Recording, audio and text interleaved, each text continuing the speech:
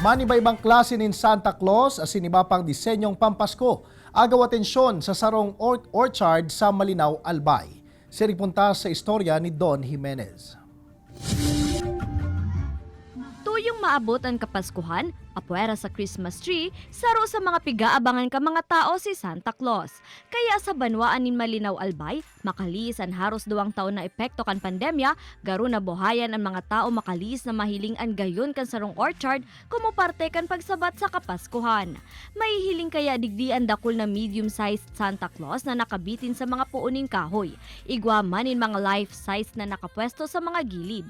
Agaw atensyon man ang dakol ng mga ilaw sa inaapod nindang Tunnel of Lights. As in, syempre dahil pwedeng mawara ang presensya kan sarong giant Christmas tree. Nakaka-enjoy. Ang ganda ng ng mga niya, ng mga, at saka yung surrounding. It's so, like, ang lamig-lamig. Maganda. Para kaming nasa Tunnel of Galaxy. Yeah, napakaganda.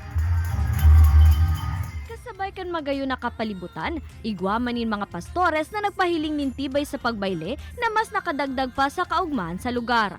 En kasong pagal na sa paglibot ang mga bisita asin nakamati na ning gutom, mayo ning problema. May hiling man kaya sa lugar ang native na mga pagkakan na pwede nindang mabakal. Sigun sa may sadiri kan lugar, nauugma siya na mahiling ang kaugmahan kan mga tao sa ibong kan epekto kan pinag-agihan na kadipisilan kan mga nakalihis na taon. Siguro po, I believe on the saying, nurture the nature and God will provide. And this is a God blessing na gusto ko din i-share sa kanila. Ini si Don Jimenez, Balitang Bicolandia.